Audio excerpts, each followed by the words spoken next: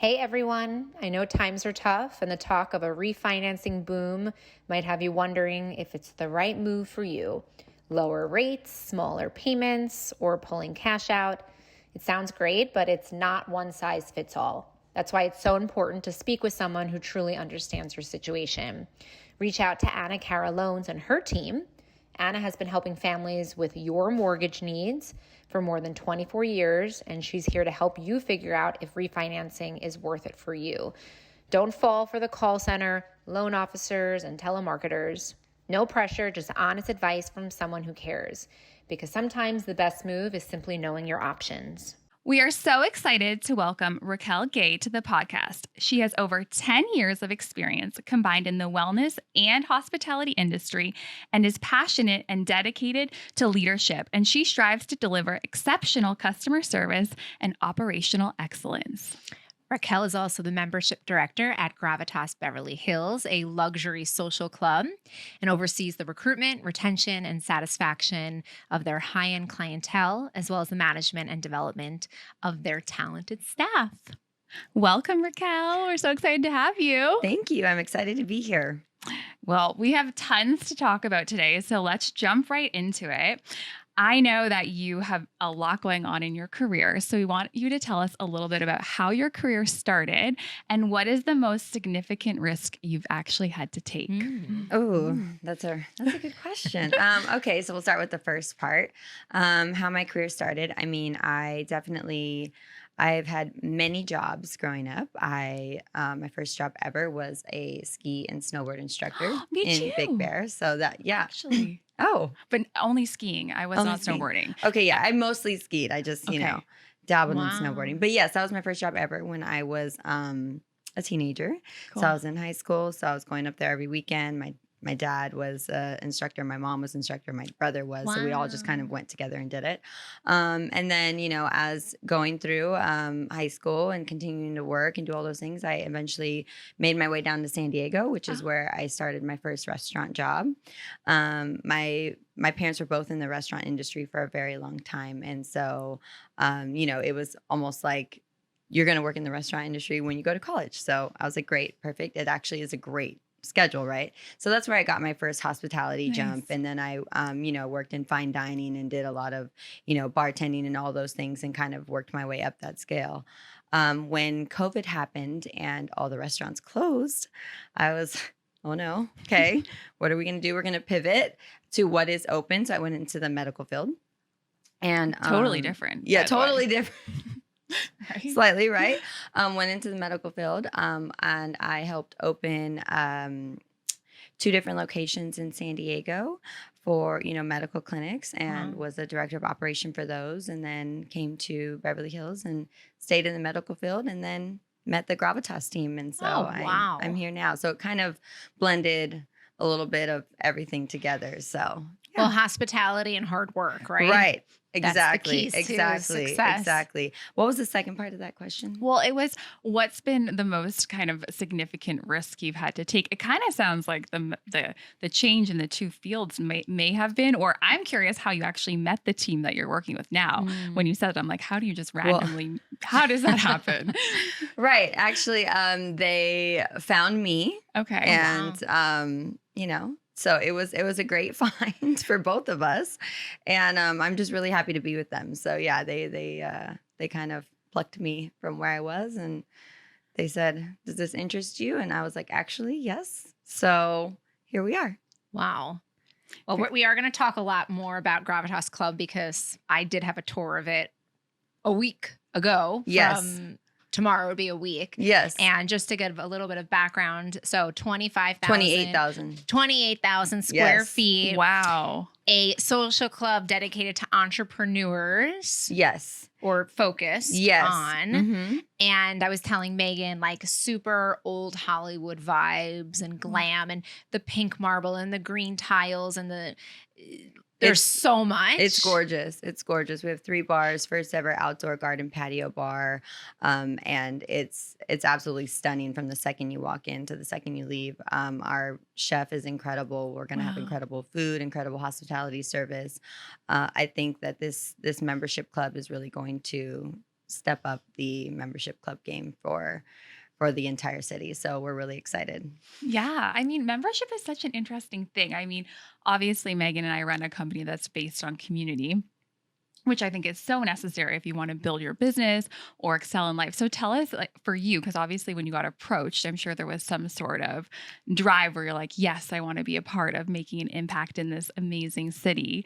So what drew you to that role? And then why do you think it's so important to actually be a part of a membership? So what drove me to it is I love the hospitality industry. I love the restaurant business. I love all of that. And so Yeah.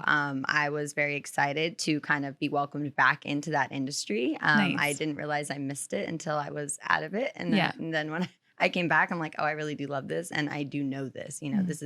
this is me. This is part of how I was raised. So that part of it is great. And then the whole idea of it being exclusive and, really tailoring to the whole Beverly Hills, how do I want to say it? Just the whole idea, Niche. Like yeah, the the whole niche and idea prestige. of Beverly Hills, and it being the, first members only club that is a social club in this Golden Triangle is, I said I have to be a part of this. It's so interesting that we were speaking about is that, I think people think LA, it's just the entertainment industry. And the truth is, and you were mentioning this, is that there are like real estate tycoons, like Tracy Oh, Tudor yeah. and people we've interviewed and so on, or you have like the famous dentist or other fields. It's not actually only the entertainment industry. There's so many people Right. excelling in So their own many field. people. So I thought that was interesting that you said that it's like the home for these types of. Yeah, we want, the best of the best from each category, whatever that category may be. We're not here only for the artists and the musicians or for the TV and the actors. Like, we want to welcome, these really intellectual, high-leveled business people as well that are really, making the moves probably behind the scenes of all these, other successful people as well. So, I mean, LA has a little bit of everything for everybody. So, why not welcome that into one space? I mean, 100%. I think for me, I've spent a lot of time in LA. Obviously, you live here, Megan, and through our community too, there's so many unique people in every industry. And I was actually saying to Megan the other day, like, it is interesting, like when you do have a network of people, you can just call that person up and like, hey, I need a favor. Hey, I Right. need help with that. And if you actually build key relationships and service your clients or service your friendships and actually like put in, I guess like you could say positive deposits and actually making it grow, life is easier. And that's why I'm like, I want Absolutely. to be a part of the club because I need that. I'm so busy. Like I Yeah. literally was panicking the other day because I didn't do something on my to-do list. But I was like, I feel grateful that I have a Rolodex of people that I can just call and be like, can you please help me with this? Because Yes. I forgot Yes. and I need this last minute. Will you do Absolutely. this for me? An important an important Rolodex is everything in LA. So it's really, we were laughing about that word Rolodex. We were Yeah, she called me afterwards and said it. And I was like, oh, that's fun. Well, because it's in Palm Royale. This is actually full circle. This morning, I just asked everyone, I'm like, who's watching Palm Royale? And no one knew what I was talking about. And Raquel's watching it. And I need there's to this watch it. golden Rolodex that's in the show. right. We should get one, We- like on the podcast. Yes. We can like be like, all right, add 3 names to our Rolodex. Oh my. Or we could pull out someone Oh. and discuss the subject. So we'll Or get a that really too. controversial podcast at that point. But yeah, it is great, and it is definitely it's exciting. So I think, yeah, you would love it. You have to come see it as well. Oh, I was so jealous. I was like, fine. It's okay. You can go without me. No, I'm kidding. But I was excited. I was like, eventually we're going to be members, obviously. So we'll obviously do lots together. But Yes. yeah, no, that's great. So I think we should switch some gears here and talk like a little bit about some other fun topics that Megan and I were coming up with on what to ask you. Because, there's so many things about being a modern day wife, a modern day woman. And we really do want to uncover with all of our guests, like what that looks like for you. So we've got a few All things right. to find out. Here we go. Perfect. Okay, so this one is a big one, the subject of burnout. And I know for Megan and I, the first few Mhm. years that we were doing Modern Day Wife, that we did, what's that called? Burn the candle on both ends? Is that Oh, what it is? 100%. Yeah. Like, it is, I think it is burn the candle on both ends, like just Yeah. nonstop. Yeah. And Megan was a newlywed or was about to get married, then was a newlywed. I'm just laughing because I was like planning my wedding while we were having this event. Like just Of course. funny things. She was pregnant when we met. Let's just do business together. Are we insane? But kind of. I remember driving to Cedars-Sinai as I'm in labor and emailing Megan, and like I didn't know her that well yet. It had only been like 2 months that we were working together, and I really was wanted this to go right, and I have very high expectations of myself, so I assume, I guess at that time, that people would feel the same way. I didn't know Megan too well yet because she would never feel this way. But I remember emailing her in labor being like, oh my God, I'm so sorry. Like going into labor, I'm not going to be able to work I'm not going to be able to work for a few days. Like thinking like I'm nervous. Megan's going to, bail on me. Obviously right. Absolutely not. I was like, let me send you some flowers, girl. Like you're having a baby. I think what you just said right there is part of the issue for women. Yeah. It's a big, and what you just said is like perfect for a lot of women to resonate with and connect with, because the idea of apologizing for something that actually people should be almost thanking us for.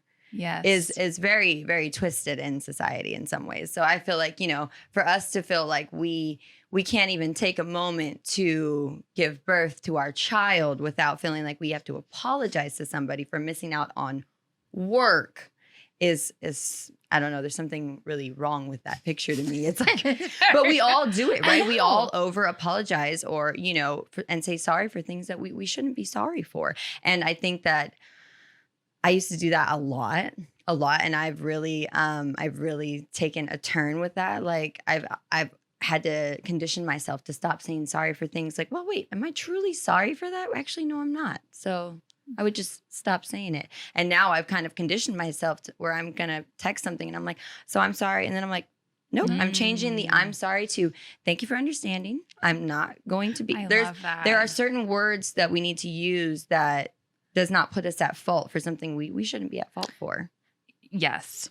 I have to say one thing about that. I was like, she wants to say something. I'm like, go for it. I knew it. Didn't even ask the Sorry, question. I spiraled that. No, I was like, there's a million things I could say on that subject too. I'm Canadian, so sorry is basically like a built-in word that is in everyone's vocabulary. And say it how you say it. Do I say sorry? No, you've now sorry. changed sorry. Sorry. There we go. I don't know. Everyone thinks I'm a California girl, so I think. Whatever. You used to say sorry, but not anymore. Okay. Like she says washroom. Why? I've tried it. It's restroom in America, but right? bathroom is bathroom. New York. I'm going to the bathroom. But anyways, back to better than the toilet. What you were going to say, though. I know what I was going to say. So I read this email once about, it was directions on how to address things in your email. Oh. And it was saying like, don't say, like if someone, I don't know if I agree with this, but it said something on the lines of, if someone catches a mistake you made, don't be like, oh, so sorry. Be like, oh, great. Thanks for that catch. Yeah. Now, when we know someone who does that a lot, and sometimes it slightly annoys me because I'm like, no, you should have caught that. Like, it's not great that I'm telling you. So I have different viewpoints on it. But like, I did read an email once on, like, don't say sorry. Just say, thanks for catching that. Right. I don't know. Do you agree with that or? I think it's all within like the context, right, of how you use the word, when you use it, like, what you're talking about, I don't necessarily say sorry like in emails. I do say like, oh, thank you for your understanding, or, oh, got it. I'll make sure that doesn't happen again, that sort of thing. But, sorry, I don't know. Sorry's become a sensitive word where I'm like, unless I'm truly sorry about something, we're like, I kind of avoid the word. I think it's good. We're done with sorry. Yeah. Just done with it. But just kicking it out. Just kick it out. I catch myself too. I usually change it to I apologize if I actually want. If you are actually sorry. Exactly. Yeah. Exactly. Yeah. But I also think it's interesting because we talk about this a lot, because obviously in business, you're in business. I think even raising kids too, it's probably like how you word everything changes the outcome you're going to get, right? Like we have to always think about it. We sometimes text each other what we're going to say in an email back to someone, because the truth is you're going to get the reaction you get based on how you decide to communicate to someone. So I think it is a life lesson to really think about communication, because it's true. And also, if you're not sorry, people feel it. Like if it's not genuine, it's like, or just it's a loose cannon word, and I think we're done with it. I think so. I know we're getting a lot of anecdotes, but we did an event once years ago. I'm like, and I got in trouble, right, for something. And Megan was the one having to handle it. And I was just standing there. And the lady, I know this. The lady was like, just looked at me and just didn't like my face. Like she just was like, I don't like that smirk. I don't remember what she said. My face. And that I was making like, I love it. You're laughing. That it was heated. That's right. But Megan, Megan's so good because I couldn't talk. I told Megan, I'm not going to talk because anything I say is not we're going to get in trouble. Yeah, it's not going to come out good. Yeah. Well, that's you say it. It's good to have a business partner, other 100%. People though, because sometimes like you just never know how people are going to react to one of us. And so we can always diffuse the situation, but it is interesting, right? Communication and all of the things. Yes. I was like, so the question was, how do you deal with burnout? Burnout. Okay. So that we circled around that, but burnout, that's really a tough one. And I really don't think that you fully understand how to deal with it until you've gone through it. Mm-hmm. Right. Because you can say, oh, I'm fine, when really you're not fine. And you only know you're not fine until like you've hit that like rock bottom of not being fine. Right. Yeah. So I remember I was really burnt out, about 2 years ago. And I was working way too much. I had a newborn, I had a toddler.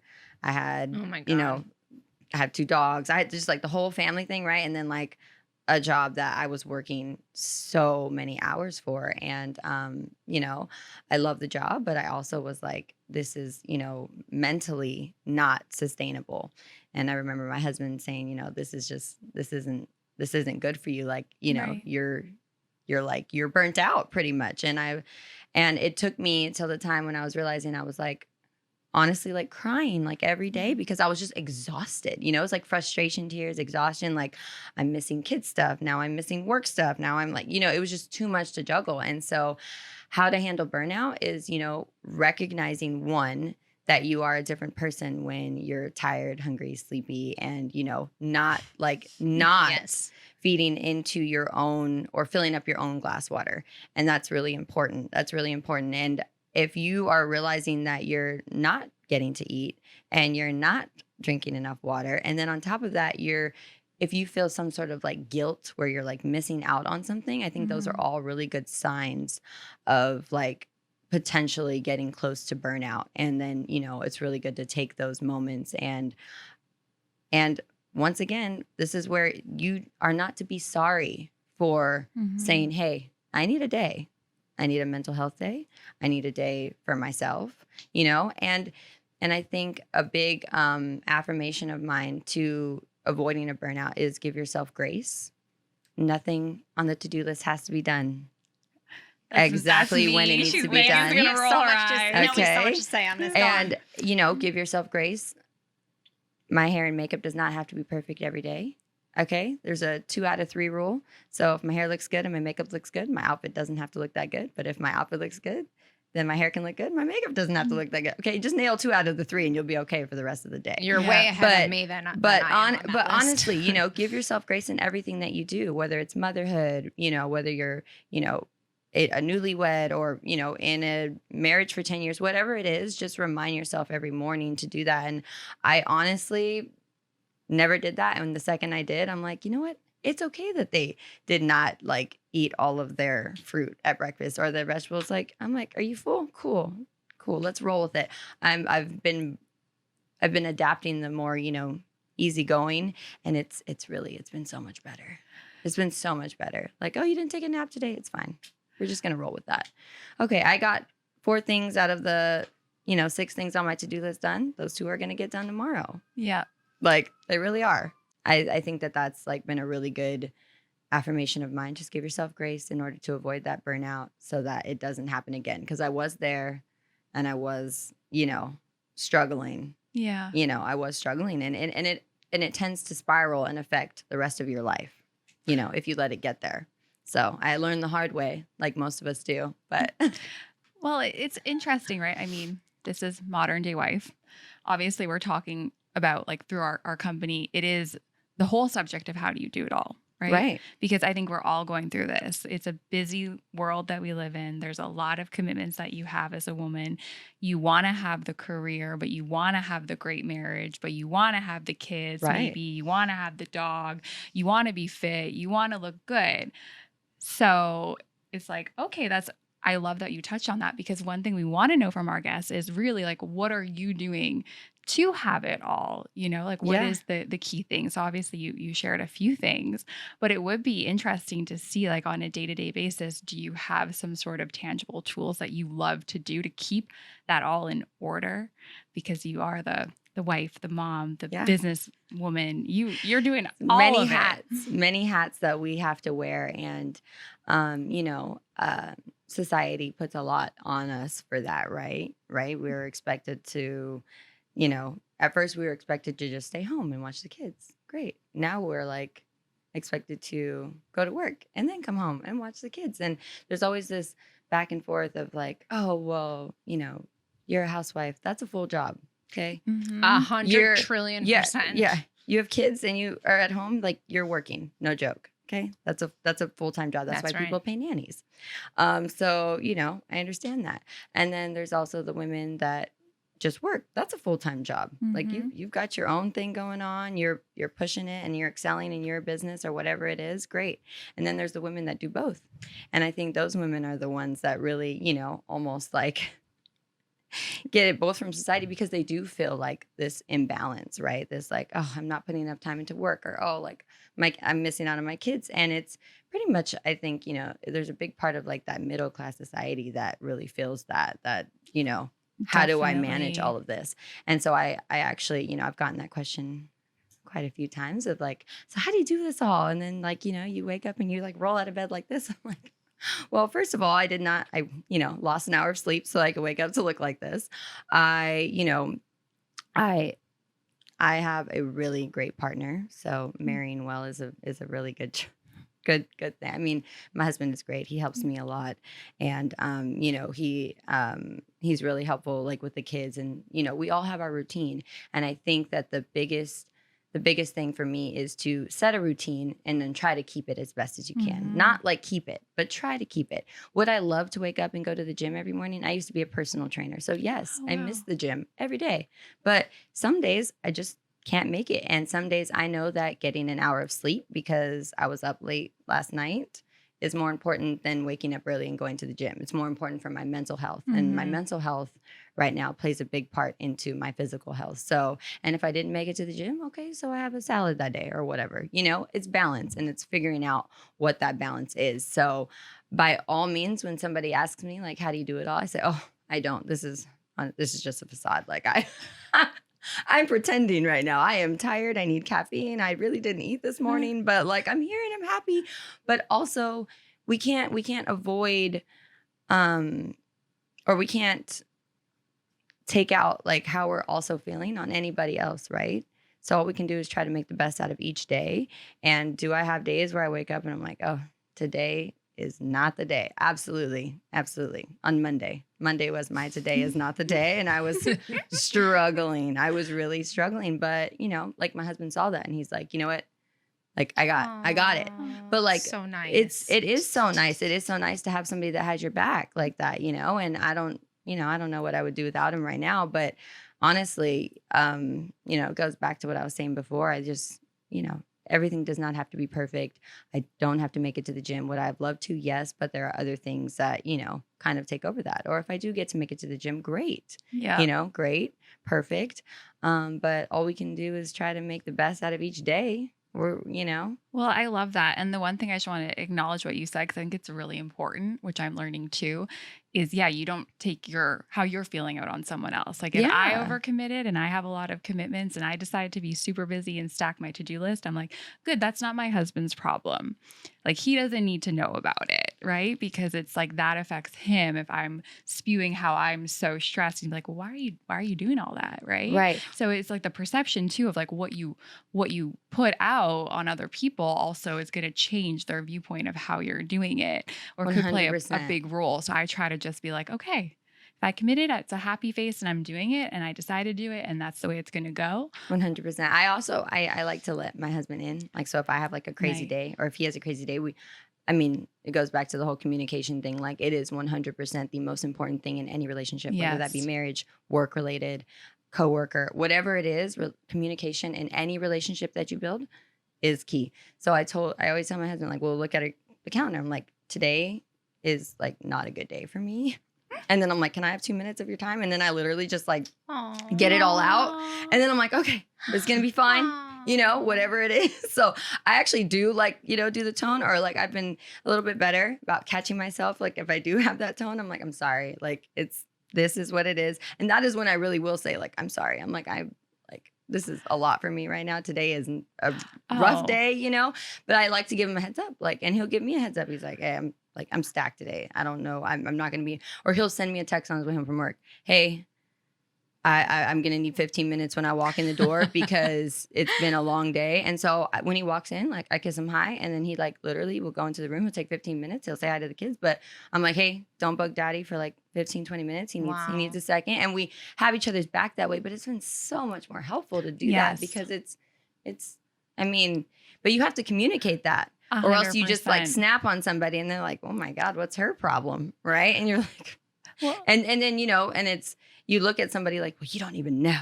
And it's like, well, how would you know? You didn't tell me. How would they know? It's so true. It's very sane. You're like very sane. I've never really spoken to anyone like you. People need good advice. And I think that is 100%. Good advice because I'm bad at that too. But this past week I said to my husband, I was like, look, my week is so busy, but if I drop like my hats, basically I make all the food. Like that's one of our things. I'm like, you just let me know because I need to, like you, exactly what you said. Like I need to know what you need because I have so much going on. But if that's missing in the relationship, it's like, where are you? Yeah. Then you guys feel like, oh, she just, you know, she didn't do this week and he's ignoring me on this, or like, you know, I find my husband, he always tells me like, if you need something, you just have to tell me because don't assume that I know, which is great because we shouldn't assume. We should not assume. Why have we been taught to assume? It's all these fairy tale stories and everything we brought up on. So if I need a hug and he's not giving me one, and I'm going to sit there like he's not paying attention to me, like how would he know? So I'm like, hey, especially men. I need some. Sorry, 100%. No, 100%. They need to be told. They need to be told, and it's okay too. Like you, yeah. Sorry, not to be offensive to anyone, but I was just telling Megan this when I went to pick up my son at preschool.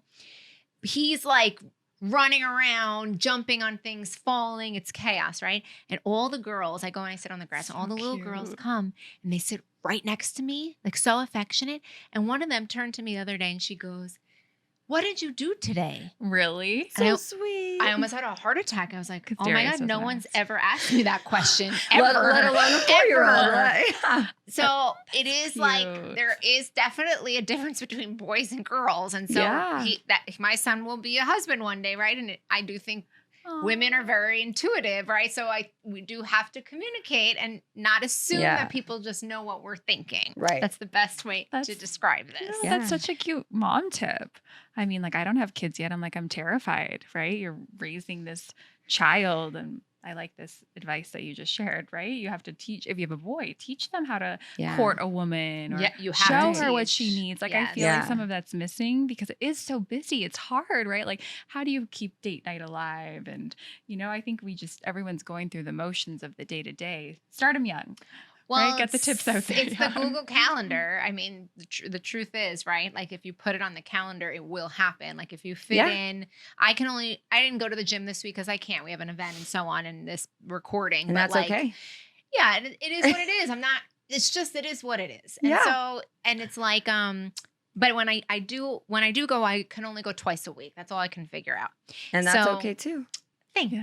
I appreciate that. I would look really good if I went every day. You look really good already. No, I know, it's gonna happen. But if I did do it every day, like holy shit! If we all did it every day, we'd be walking around like, you know, it's a full-time job. I didn't go though for the past Like I went week. twice in the past 10 days, but I noticed, I was like, okay, like there's a difference, right? Between being really fit where your body just holds the shape. Like I have a trainer and that's what she does for her career though. It's Yeah. kind of what you said. Like that's her choice. She's in bodybuilding. She trains every day. It's a 3-hour commitment. That's what 3 she's doing, hours? right? To like be that in shape, 100%. right? Like you were doing, you were a personal Yeah. trainer. So you yeah, know. and I stepped on stage twice for 2 shows. You did? for Which NPC. one? I aspire For to do that. NPC. What is that?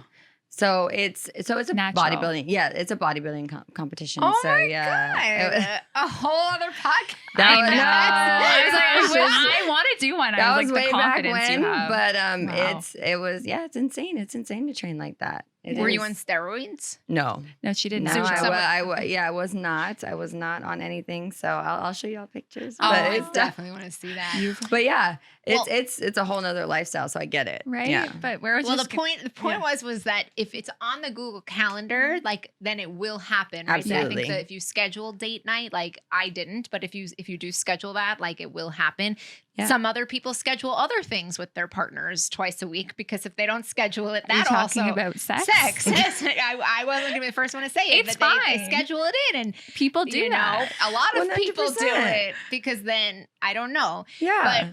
I did want to say one thing. We come back to sex, but I did want to say one thing. I was at the beach about a month ago with another mom, and we were with the kids, and some dads were there with their kids. And at the end of the day, we were both like, I don't know how we got into this about water or peeing. And she texted me when we finally left. We were in Manhattan Beach area. And she was like, I just want to say, both of us were on the beach for 8 hours and didn't pee and didn't drink any water because we were so about the kids and oh my God, the kids that we never peed and we had no water. Oh my And God. it just like, But you see, you would have never Ridiculous. thought about that. But you're like, oh my God, I'm actually really thirsty. but what you do for your kids, I know it's a slightly different No. thing, but it is like, It's true though. Yeah. Yeah, But, you yeah. definitely they take it all. They yes. love them so much. They take it all for sure. Yeah. Well, yeah, there we Oh, are, like like, finishing each other's sentences. yeah, I think we've covered a lot. I was like, you're going to go with the final question. What is the final Well, question? this one probably, right? Okay, I think it's a good one to yeah. end off on. I mean, there's so much more we could say, or we can ask those two because they're both really great. All right, we'll do this one. Mm-hmm. Okay, so since this is Modern Day Wife, the podcast. So what does being a modern day wife mean to you? All right. So I believe being a modern day wife is stepping out of that norm and being okay with who you are and like what gets it done for you. So I feel like it is such a big definition because it's personalized, right? Whatever modern day wife means to you, that's what it is. So if it's, going to work every day and then, coming home and going to the gym, if it's waking up and taking care of the kids, if it's, whatever that may be, it is making it okay to be that. And it doesn't have to be a society definition of, you do this, and you do this. It's, I always like to tell people like, you need to do whatever works for you. Because at the end of the day, no one else is no one else is paying your bills and no one else is making sure you're okay. And you have to put yourself first in order to then give back to others. And that's, that is definitely, I like to, really harp on that, and it's important. It is important. 100%. Love Yeah. that. I know. It's good to hear everyone's I answers. know. I'm like, ooh. Because it's true, right? We all have our own definition, but I think Yeah. it's fun for us too to see what it means because that's what we're doing here. Yes. We're making it go right, figuring it out, balancing all aspects of life. So thank you so much for being here with us Thank today. you both so much. It's you. been such a pleasure, and I hope we get to hang out soon. Yeah, Oh, and anyone yes. listening, go check out the Gravitas Club Oh, yes. Yes. because it's going to absolutely. be unbelievable, and it's right, 2 blocks from Rodeo Drive. Yep, it's right on the corner of Camden and Little Santa Monica. So, 435 North Camden Drive. And we are going to be opening very soon. So. Amazing. Do you have Okay. social up yet? Yes, Oh. It's at Gravitas Club. Oh, good. I didn't Yeah, know that. mhm. Okay, good. Perfect. So everyone follow along. Yes, right? exactly. You'll see Megan Well, and I there. gravitasclub.com. And then I want to triple check. Actually, you might need to cut that. Is it Gravitas Beverly Hills? Because we're planning on opening more than one. Oh, Oh. great. So, Yeah, we can edit that I in know. there. I want to check really quick. It's like it's the always pink one. good to like. So have yeah, that. might need to cut that real quick.